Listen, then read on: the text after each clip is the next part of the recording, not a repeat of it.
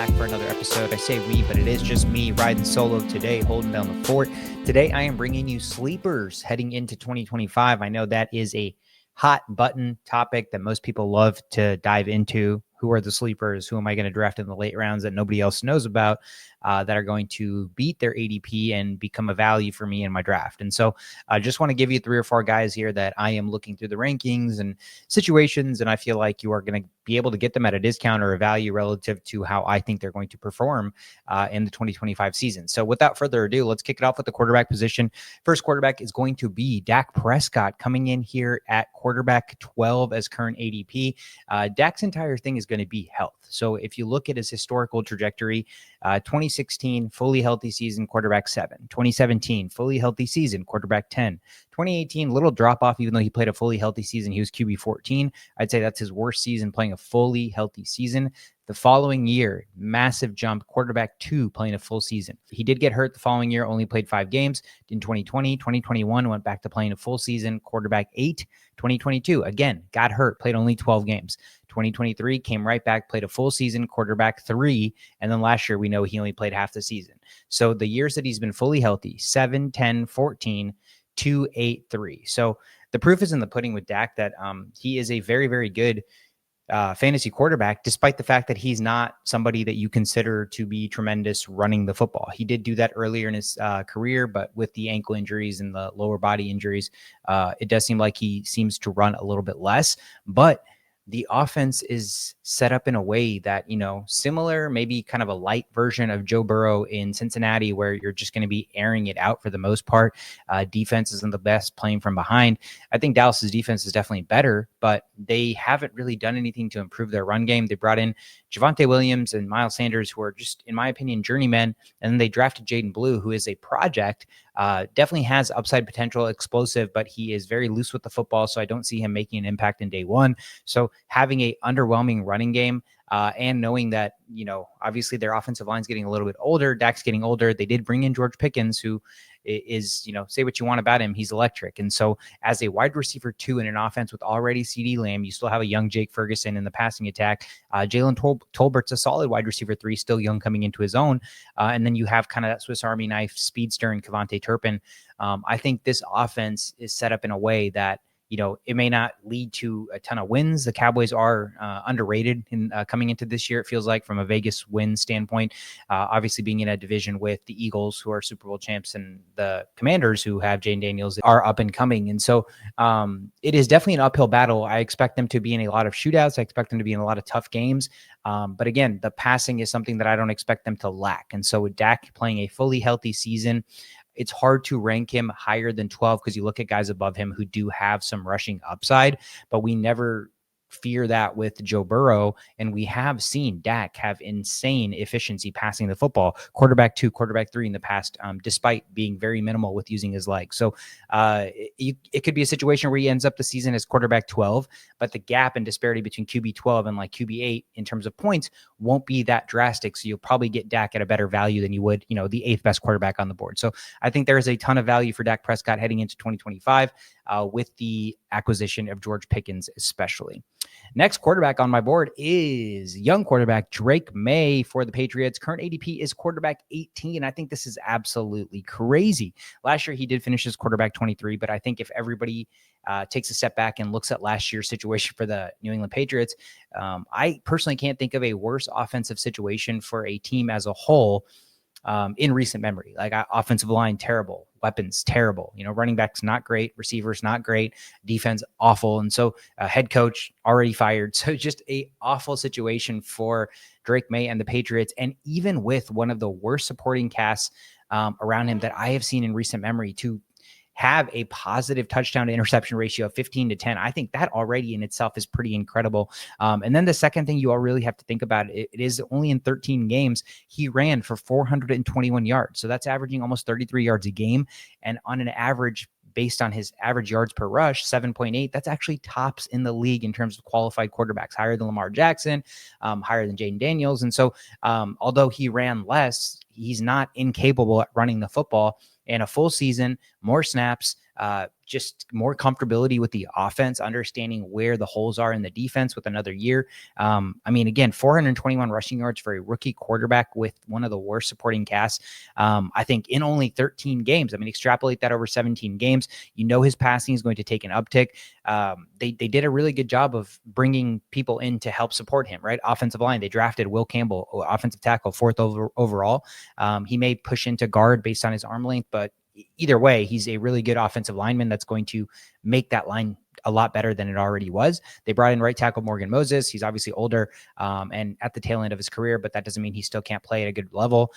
They signed center Garrett Bradbury, better run blocker than pass protector, but definitely an upgrade from what they had last year. So they made strides to fortify the offensive line to some extent with the best of their capabilities. And then we already know they brought in Stephon Diggs. They drafted Kyle Williams, and they still have Demario Douglas, Jalen Polk, and those young kind of weapons are on the outside. So there is a lot to like with Drake Maye. Again, I think Mike Vrabel is going to be in a situation where he automatically helps this team take the next step. He's just a good coach, and he builds a solid foundation. So I have a lot of hope with Drake Maye outperforming his quarterback 18 ADP. There's just so much upside with his legs specifically. And if the offense is taking even a slight step forward, I just think he's going to be good. So I really like where his ADP is. And then the last thing I'll say is per Fantasy Pros, they have the New England Patriots as the fourth easiest strength of schedule for the quarterback position. So, I know they're going to play the Buffalo Bills twice, but other than that, they have, again, the fourth easiest schedule for quarterbacks specifically. So I really like Drake Maye this year. I expect him to smash his ADP and potentially be a league winner for you.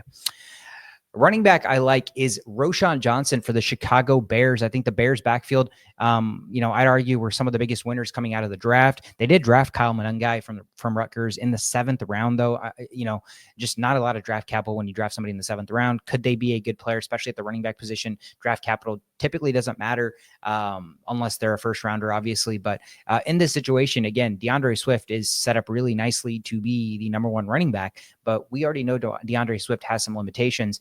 Enter Ben Johnson, ex-head coach or offensive coordinator for the Detroit Lions and now head coach for the Chicago Bears. How did he deploy Jahmyr Gibbs and David Montgomery? 1-2 punch, right? Lightning and thunder, Sonic and Knuckles. And so they had a two-headed monster. And, you could argue that the Bears situation is a very, very light version of the Detroit Lions. I'm not going to compare DeAndre Swift to Jahmyr Gibbs. Gibbs is a far, far superior player, but Swift is capable. And so they upgraded their offensive line. So if they use Swift, a la Gibbs, then enter Roschon Johnson to be their David Montgomery. And it's not like Roschon Johnson hasn't had experience kind of playing that role last year. He was their goal line situation running back. He had 6 rushing touchdowns. Jahmyr Gibbs with David Montgomery on the field, he usually sees 9 fewer touches with 8 fewer overall opportunities in games where Monty is healthy. And so right now you have Roschon Johnson ADP as running back 54 with the possibility that he could be a 1-2 punch. He could be there's no world where he doesn't have an opportunity to be a top 36 running back, which means, he has absolutely easily flex upside. I would say possibly even flex floor. But again, if we expect this offense as a whole to take a step with Ben Johnson, Caleb Williams, second year, more weapons in the receiving core, better offensive line, then naturally those touchdown opportunities should go up. Again, opportunities in itself should go up. And again, DeAndre Swift, 5'9", 210, Gibbs, 5'9", 200, David Montgomery, 5'11", 230, Roschon Johnson, 6 foot, 225. So size-wise, it just kind of fits the mold. So if we project that, which is what we know with the context given of how Ben Johnson operates in offense, Roschon Johnson at ADP RB54 has so much value, not to mention the fact that DeAndre Swift is somebody who has had injury problems in the past, soft tissue injuries where he's missing a couple games here and there. So again, just a good handcuff, maybe even a good 1-2 punch. You could possibly draft both these guys and start them both. That's what a lot of people did with Gibbs and Montgomery in the past, and they did it successfully. So it's not to say that these guys are going to output exactly what those two did, but it's not to say that the runway isn't there for them. And my last guy, he is a wide receiver. Shout out to you, Sandman. It is Marvin Mims for the Denver Broncos, third-year wide receiver, has an awesome opportunity to be a breakout candidate. So let's look at last year, week 11 through the rest of the year. Marvin Mims led all wide receivers in yards per route run at 3.63. He was averaging 60 yards a game during that time frame, and also over the course of the year, 28% target rate per route run. So when he's running routes, he's being targeted at a 28% clip. That was the thing, right? They had so many wide receivers that they shuffled in and out that he wasn't on the field enough to justify any sort of roster ability last year, at least early on in the season. But if we're extrapolating the second half of last year and how we see that potentially playing out this year, the only real wide receiver they drafted is Pat Bryant in the third round, who kind of, I guess if you want, you can try to act like the mold for him would be a Michael Thomas role in the offense. But you look at Marvin Mims, right? This is a guy that ran a 4.38, 5'11", 190. And he's essentially if you think back to Sean Payton's offenses in the past, they drafted RJ Harvey. They're trying to make him into Alvin Kamara, right? This is what you're hearing. They drafted Pat Bryant. They're trying to make him into Marquise Colston, or Michael Thomas, if you will. But they have Marvin Mims, who is one guy that I think fits just a perfect mold of somebody like a Devery Henderson that the Saints used to deploy back in the day, right? A smaller guy, quick, fast, great downfield threat. And again, this guy is somebody that is in a position in the third year learning Sean Payton's offense for a second year now, where he's not having to learn another offense after having a different head coach his rookie year. He's getting 2 years in the same offense, just getting that comfortability. Again, I think the situation is just so fluid for him to have the opportunity to win a role. That's why it's a sleeper, right? It doesn't mean that he'll break out amongst this pack of wide receiver twos outside of Cortland Sutton, who, by the way, is pushing age 30 this year, right? So he's not getting any younger. You have Vele, you have Troy Franklin, they drafted Pat Bryant, and you have Marvin Mims. So you have kind of a wide receiver room full of just a bunch of guys where one person needs to step up. And based on weeks 11 through 18 last year, we saw Mims start to break out. And so a whole other offseason, comfortable with Bo Nix, again, the offense, Peyton, everything. There is a world where Marvin Mims becomes that breakout potential wide receiver too. And again, the volume may not be there because that's not the type of player he is. He's not going to be a crisp route runner that's just going to get open on all levels of the field. He's going to be more of a deep threat, but that means boom bust. That means high risk, high reward. That means he's going to be that kind of guy that, can win you a week with a long touchdown. So definitely somebody who right now has a massive, massive chance to outperform his ADP, which I have here in front of me. Let me pull it up real quick. I know I was looking at it earlier. Wide receiver 59. And I think that is an absolute steal. Wide receiver 36, a top 36 receiver is not out of the realm of possibility for somebody who has the upside to be a deep threat, a vertical threat, a touchdown scoring machine just on bombs alone. So I really like Marvin Mims in the third year. We're waiting for another receiver to step up and break out in that offense to be that true number 2 for Cortland Sutton, or potentially, again, Sutton, almost age 30, to be that number 1 that takes over the offense that has a young core nucleus. Bo Nix, RJ Harvey, they need that young core nucleus. They need that true wide receiver, part of that young regime to kind of cultivate as the rest of the team grows. And so I'm looking at Marvin Mims, and I have a lot of upside hope for him.